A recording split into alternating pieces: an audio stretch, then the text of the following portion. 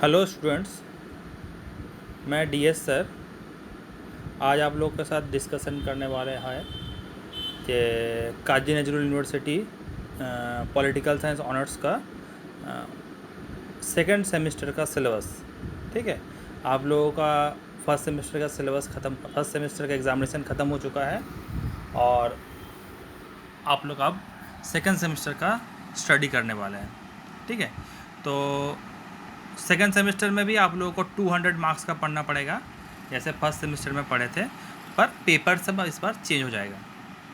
तो first semester में आप लोग C1 C2 ऑनर्स में पढ़े थे, इस बार हो जाएगा C3 C4। ठीक है, इस बार भी ऑनर्स का 2 पेपर है, C3 C4। जैसे आप लोग C1 में फर्स्ट सेमेस्टर में पढ़े थे पॉलिटिकल थ्योरी लिबरल ट्रेडिशन, तो इस बार आप लोगों को पढ़ना पड़ेगा C3 में पॉलिटिकल थ्योरी पर सोशलिस्ट ट्रेडिशन। ठीक है, सोशलिस्ट ट्रेडिशन आप लोगों को पढ़ना पड़ेगा। ठीक है, C2 में आप लोगों को पढ़ा था कंपैरेटिव पॉलिटिक्स, इस बार आप लोगों को पढ़ना पड़ेगा C4 में कंपैरेटिव कॉन्स्टिट्यूशनल सिस्टम। ठीक है, कंपैरेटिव कॉन्स्टिट्यूशनल सिस्टम। और जैसे आप लोगों का G1 में जैसे जो लोगों का आप लोगों का रहता था G1, ठीक है, जिसका जो था, ठीक है, किसी का हिंदी था, किसी का इंग्लिश था, किसी का उर्दू था, किसी का बंगाली था, जिसका जो रहता है जी, जो पेपर आप लोग सिलेक्ट करते हैं वही आप लोगों का जी पेपर रहेगा। और एक सब्जेक्ट आप लोगों का था इन्वायरमेंटल स्टडीज़ AECC 1। ठीक है, जो फर्स्ट सेमेस्टर में आप लोगों ने पढ़ा था, तो इस बार AECC 1 नहीं रहेगा, उसके जगह में आएगा MIL। ठीक है, MIL क्या है, चूजेबल सब्जेक्ट है, जिसका जो तुम्हारा मदर टंग लैंग्वेज है। ठीक है, जिसने जिस भाषा में पढ़ाई किया है, ठीक है जी, उसको वही लेना है। ठीक है, जैसे कोई हिंदी ले सकता है, किसी का मदर टंग लैंग्वेज हिंदी है, किसी का इंग्लिश है, किसी का उर्दू है, ठीक है, किसी का बांग्ला है। तो जिसका जो इच्छा जो है, जो सूटेबल है, वही पेपर उसको चूज़ करेगा। ठीक है, टोटल 50-50-50-50 करके 4 पेपर, 200 मार्क्स आप लोगों का इस बार पढ़ना है सेमेस्टर 2 में। ठीक है, सेमेस्टर 2 में भी आप लोगों को यही पढ़ना है। ठीक है, और आप लोगों का जो पैटर्न था 10+40 उसी तरह रहेगा, 10 मार्क्स का इंटरनल हर एक सब्जेक्ट में और 40 मार्क्स का एग्जामिनेशन। और क्वेश्चन पैटर्न भी आप लोगों का सेम रहेगा। ठीक है, 1 नंबर का 5 ठो, 2 नंबर का 5 ठो, 5 नंबर का 3 और 10 नंबर का 1 करना है, टोटल 40 मार्क्स का। ठीक है, अब हम लोग आ जाते हैं सिलेबस का डिस्कशन में। ठीक है, हम लोग सिलेबस का डिस्कशन करेंगे सेकंड सेमेस्टर का पॉलिटिकल साइंस ऑनर्स। तो पहला जो आप लोगों का C3 जो पेपर है पॉलिटिकल थ्योरी सोशलिस्ट ट्रेडिशन। देखो, सोशलिस्ट ट्रेडिशन जब भी नाम सुनोगे तो इसमें देखो सोशलिज्म, पर्सपेक्टिव, समाजवाद, मार्क्सिज्म, ये चीज़ आ जाता है। ठीक है, सोशलिज्म के साथ जुड़े हुए हैं समाजवाद, मार्क्सवाद, ठीक है, ठीक है, मार्क्सवाद के साथ जो जो सिद्धांतकार जुड़े हुए हैं, तो सभी का नाम यहाँ पे आ जाता है। ठीक है, तो पहला जो यूनिट है आप लोगों का C3 का, वो है आप लोगों का Marxist approach to the study of politics, dialectical materialism, जिसे हिंदी में कहते हैं द्वंद्वात्मक भौतिकवाद। एक है हिस्टोरिकल मटेरियलिज्म, इतिहास की आर्थिक भौतिकवादी आर्थिक व्याख्या। ठीक है, क्लास एंड क्लास स्ट्रगल, वर्ग संघर्ष। ठीक है, ये आप लोगों का मार्क्सवाद का 3 मूल सिद्धांत है, 3 मूल थ्योरी है। ठीक है, कार्ल मार्क्स का मूल 3 सिद्धांत है, इसके बारे में पढ़ना पड़ता है। हर साल इस 3 टॉपिक में से एक का क्या होता है, बहुत ही इंपॉर्टेंट रहता है, एक क्वेश्चन 10 नंबर में आ ही जाता है। ठीक है, तो इसको अच्छे से करना है। सेकंड यूनिट में क्या है, यूनिट सेकंड में यूनिट नंबर 2 में है आप लोग ग्रामसी। ठीक है, ग्रामसी भी एक मार्क्सिस्ट सिद्धांतकार है, मार्क्सवाद को लेकर वो काम किए हैं। ठीक है, सोशलिस्ट पर्सपेक्टिव्स में काम किए हैं। ठीक है, मार्क्सवाद को और आगे बढ़ाया है, आगे कार्ल मार्क्स का जो सिद्धांत है उसको आगे बढ़ाया है। ठीक है, तो इसने एक कंसेप्ट दिया है relative autonomy of the state. ठीक है, इसके बारे में आप लोगों को पढ़ना है, ये भी बहुत ही इंपॉर्टेंट टॉपिक है, हर साल यहाँ से भी एक क्वेश्चन आता है। ठीक है, यूनिट 4 में क्या है, थ्योरी ऑफ रेवोल्यूशन। यूनिट 3 में आप लोगों को क्या है, यूनिट 3 में है freedom and democracy, socialist perspective. Freedom मतलब स्वतंत्रता, डेमोक्रेसी मतलब प्रजातंत्र। ठीक है, ये दोनों कॉन्सेप्ट पढ़ना पड़ेगा ठीक है। फ्रीडम को भी कॉन्सेप्ट पढ़ना पड़ेगा, डेमोक्रेसी का कॉन्सेप्ट पढ़ना पड़ेगा। डेमोक्रेसी के कॉन्सेप्ट आप लोग ने फर्स्ट सेमेस्टर में पढ़े थे, ठीक है। तो ये दोनों किसके नज़रिए से पढ़ना है, आप लोगों को पढ़ना पड़ेगा सोशलिस्ट पर्सपेक्टिव्स, मतलब समाजवादी दृष्टिकोण से, ठीक है, आप लोगों को इसे पढ़ना है, ठीक है। यूनिट 4 से आप लोगों का है थ्योरी ऑफ रेवोल्यूशन, क्रांति का सिद्धांत, ठीक है। क्रांति का सिद्धांत किसका पढ़ना पड़ेगा, लेनिन एंड माओ, ठीक है। लेनिन एक जैसे समझ लो कार्ल मार्क्स ने क्या किया था, कार्ल मार्क्स ने मार्क्सिज्म का एक सिद्धांत दिया था, ठीक है।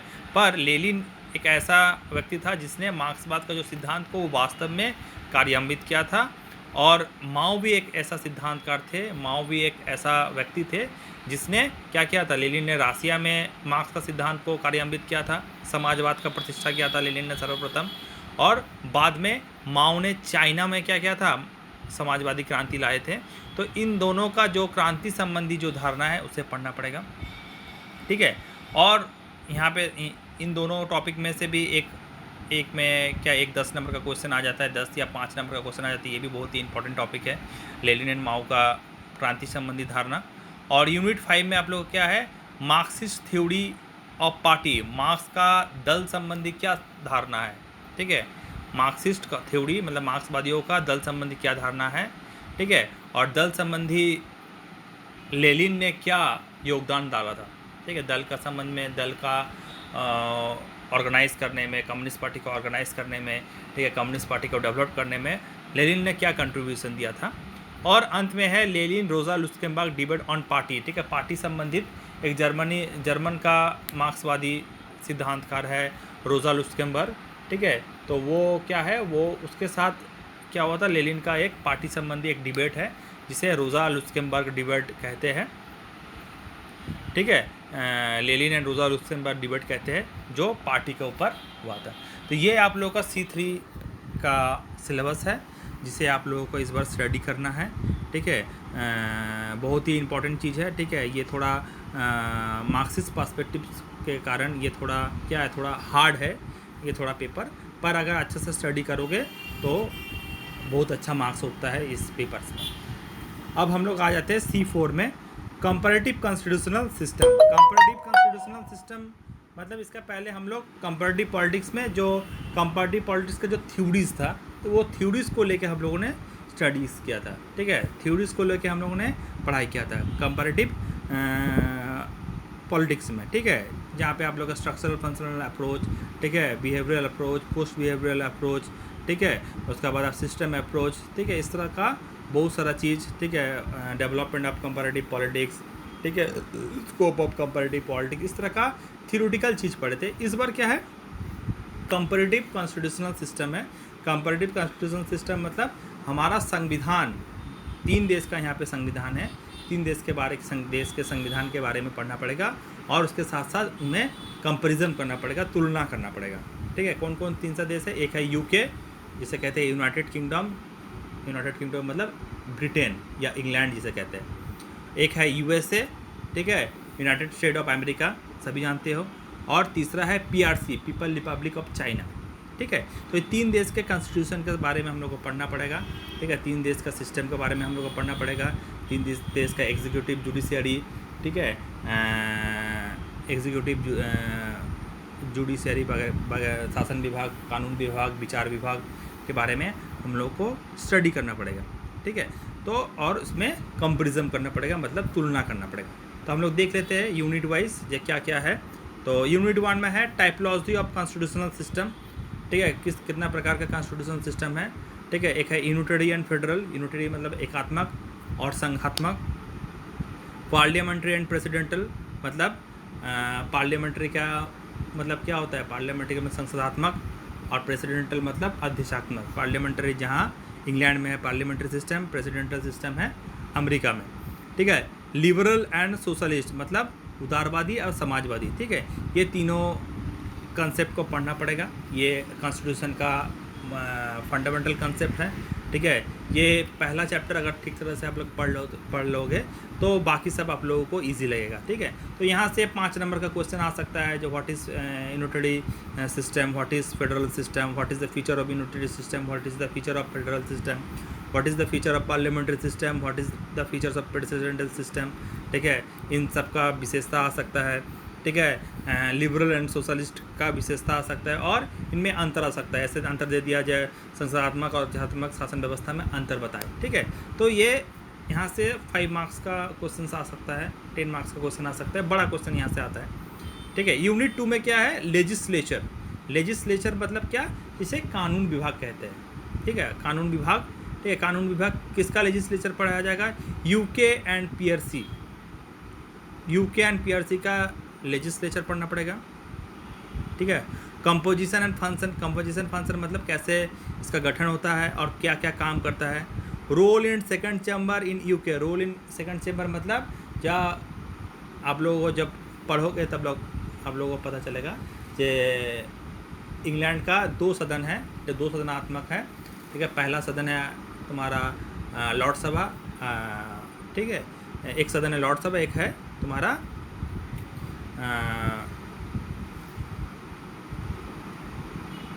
एक है लॉर्ड सभा और एक है आपका पार्लियामेंट। पार्लियामेंट उसका कानून विभाग का नाम है। ठीक है, उसमें से एक है लॉर्ड सभा, एक है कॉमन सभा। ठीक है, सॉरी। तो सेकंड चैम्बर के बारे में पढ़ना पड़ेगा। Role of the second chamber in UK and USA. मतलब सेकंड चैम्बर मतलब यहाँ पे यूके का लॉर्ड सभा और यूएसए का सीनेट के बारे में पढ़ना पड़ेगा। Role of speaker in parliamentary and presidential system. जो स्पीकर का क्या रोल होता है पार्लियामेंट्री सिस्टम में और प्रेसिडेंशियल सिस्टम में, मतलब संसदात्मक शासन व्यवस्था में, अध्यक्षात्मक शासन व्यवस्था में स्पीकर का क्या रोल होता है।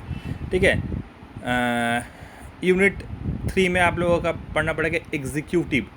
एग्जीक्यूटिव मतलब शासन विभाग जिसे कहते हैं। ठीक है, UK, USA and PRC. Executive मतलब जो प्रधानमंत्री, ब्रिटेन का प्रधानमंत्री, वहाँ का राजा रानी। ठीक है, अमेरिका का राष्ट्रपति, पीआरसी का राष्ट्रपति। तो एग्जीक्यूटिव के बारे में हम लोग को पढ़ना है।